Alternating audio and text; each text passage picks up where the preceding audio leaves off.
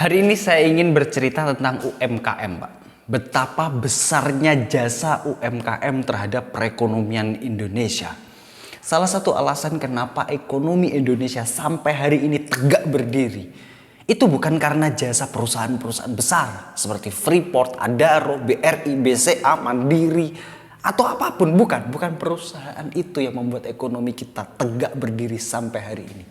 Tapi UMKM lah alasan kenapa saat ini ekonomi Indonesia masih tegak berdiri dalam menghadapi ketidakpastian global, dalam menghadapi berbagai macam krisis. Krisis 2018, krisis COVID, dan krisis-krisis lain.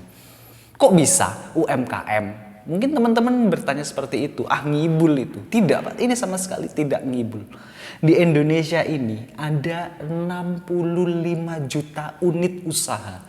Dan 99,9% itu UMKM, Pak. Hanya 0,01% saja yang bukan UMKM. Ya, mungkin hanya 6.000 usaha saja yang bukan UMKM.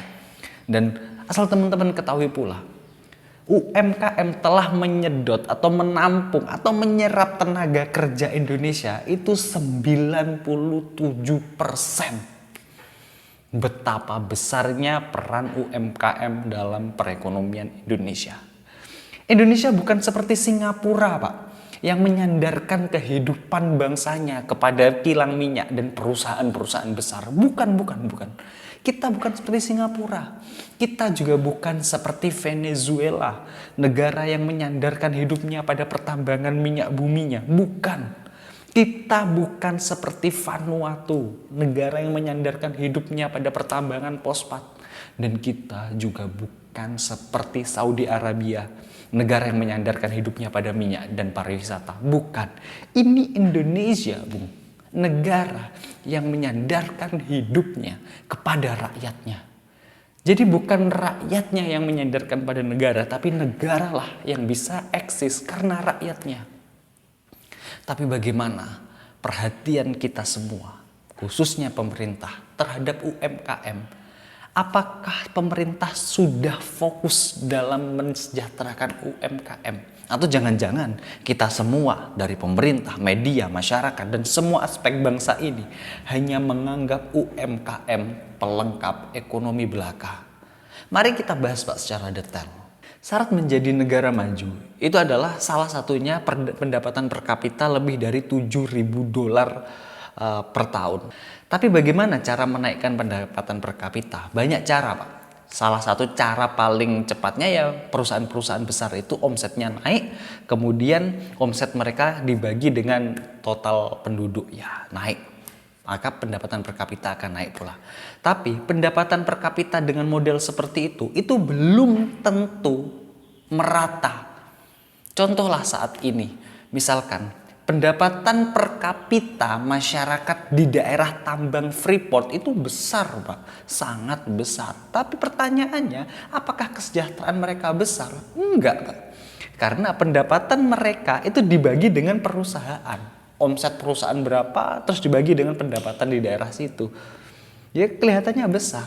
Kalau kita hanya fokus pada pendapatan per kapita dari perusahaan-perusahaan besar itu, faktor bagi dari perusahaan besar itu, ya maka kesejahteraan, pemerataan gak akan kita dapatkan. Namun ketika pendapatan dari sektor UMKM ini merata, ya maka ekonomi akan tumbuh. Dari datanya Dinas Koperasi dan UMKM, di Indonesia itu ada hampir 90% itu usaha tergolong kategori mikro. Dan pendapatan per kapita dan pendapatan tahunan mereka atau omset tahunan mereka itu masih di bawah 100 juta. Sedangkan perusahaan-perusahaan besar itu omset per tahunnya rata-rata itu 1 triliun. Wow. Itu jedanya itu sudah sangat jauh. Yang satu usaha mikro itu omsetnya cuma 100 juta dan usaha yang kategori besar itu sampai 1 triliun rata-rata. Usaha kelas menengah udah di atas 50 miliar. Tetapi kan 90%-nya mikro. Kenapa usaha mikro ini omset per tahunnya kecil sekali?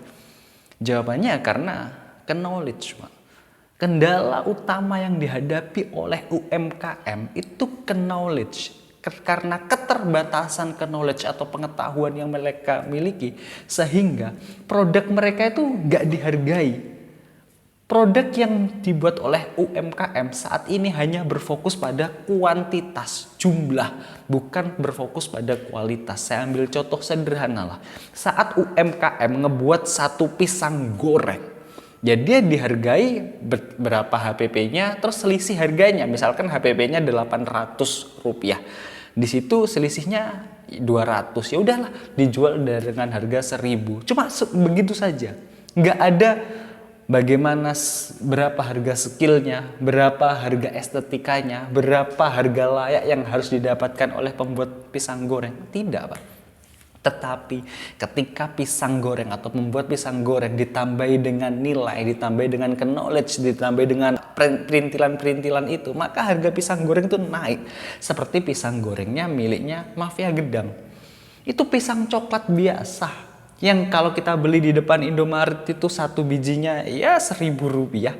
Kalau kita beli 5 biji 5.000. Tetapi di Mafia Gedang dengan garnisan, dengan packaging yang bagus, satu box yang isinya sebetulnya juga 5, yang dipotong jadi 2 jadi 10 itu harganya bisa sampai 15 sampai 25.000. Bisa naik berapa kali lipat. Dan inilah salah satu contoh yang dimana UMKM bisa naik kelas, Pak. Saya ambil contoh lagi satu UMKM yang bisa naik kelas, yaitu Mafia Pentol. UMKM yang berawal dari ya usaha gerobak biasa lah. Saat video ini dibuat, Mafia Pentol sudah memiliki 400 cabang. Dan ketika kita membeli pentol di Mafia Pentol, orientasi kita bukan hanya berapa HPP yang dimiliki, tidak. Kita termakan dari value-nya, dari nilainya. Di mana kita bisa mendapat nilai dari Mafia Pentol? Dari TikTok, Pak. Kita berawal dari ngelihat TikTok, oh asik ya. Kalau kita beli Mafia Pentol, keren nih kayak. Berawal dari situ kita tergerak untuk membeli. Saat kita berada di gerai Mafia Pentol, bukan hanya HPP yang kita pikirkan, tapi sudah nilai. Dan UMKM Mafia Pentol ini saat ini perputaran uangnya per hari itu bisa sampai 2 miliar. Artinya dalam 1 tahun Mafia Pentol perputarannya mendekati 1 triliun. Itu UMKM. Dan saat UMKM lain bisa seperti Mafia Pentol dan Mafia Gedang, maka ekonomi Indonesia akan tumbuh. Kok bisa? Apa hubungannya perkembangan UMKM dengan pertumbuhan ekonomi nasional? Banyak, Pak. Salah satunya, saat ini UMKM itu tidak menyumbang pendapatan negara. Tidak. Karena peraturan pemerintah baru bisa dikenai pajak apabila omset UMKM minimal dalam 1 tahun itu 500 juta.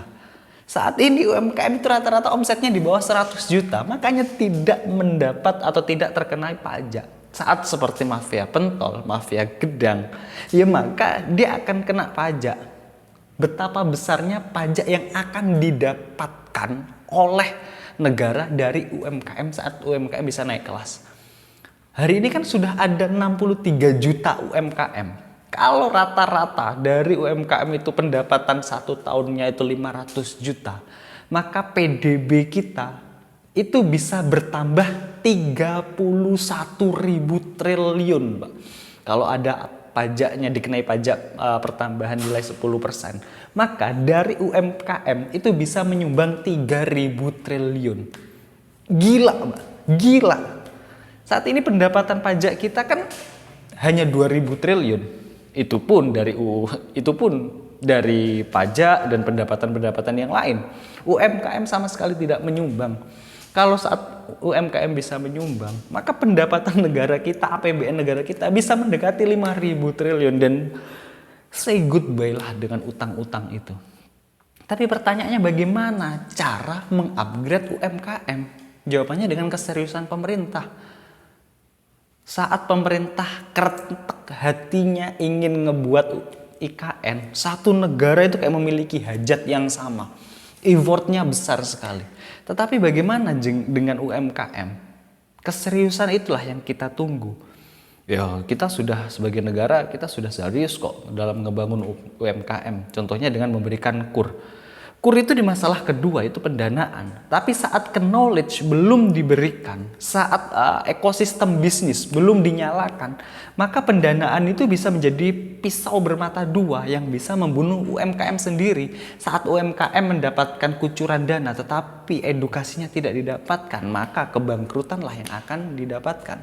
Tetapi saat edukasi didapatkan, bagaimana cara menambah nilai dalam satu produk, bagaimana bisa memasarkan produk, terus produknya bisa menjadi high value, bagaimana bisa menjual produk di orang yang tepat. Ketika itu semua sudah didapatkan, maka tahap selanjutnya baru pendanaan.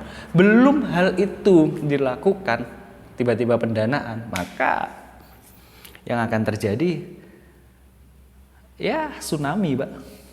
Dana yang dikucurkan pemerintah untuk UMKM itu menurut saya sedikit sekali.